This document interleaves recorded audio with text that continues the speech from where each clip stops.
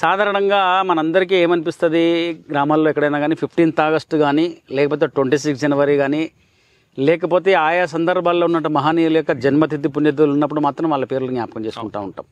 కొన్ని సందర్భాల్లో అది కూడా కుదరదు. ఈ రెండు 15th ఆగస్ట్ 26 జనవరి అప్పుడు మాత్రమే.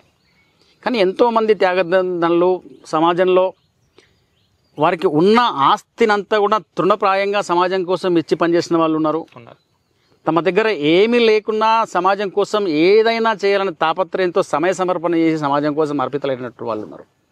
సో వాళ్ళ త్యాగాలను గుర్తు చేస్తూ దేశభక్తి గేయాల పుట్టి ఒక 2 నెలల పాటు నిర్వహించటం, జూలై నుంచి సెప్టెంబర్ మాసం వరకు ప్రతి పాఠశాలకి రంగారెడ్డి జిల్లాలో అన్ని గవర్నమెంట్ స్కూళ్ళని మనం ప్రయత్నం చేస్తూ ఒక దేశభక్తి గేయాలు అన్నీ కూడా సెలెక్షన్ చేసి వాళ్ళకి ఇచ్చి, వందే మాత్రం ఫుల్ టెక్స్ట్ సాధారణంగా మనకు కొద్దిగా వచ్చు పాఠశాలల్లో, ఆ వందే మాత్రం ఫుల్ టెక్స్ట్, ఒక దేశభక్తి గేయము, ఒక జానపద గేయం గ్రూప్గా రావాలి పిల్లల నుంచి.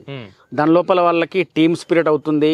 పిల్లలందరూ ఒక బృందంగా అక్కడికి వస్తారు, గెలవాలన్న ఒక ఆశ ఉంటుంది, వాళ్ళ లోపల గొంతులు బయటకు వస్తాయని.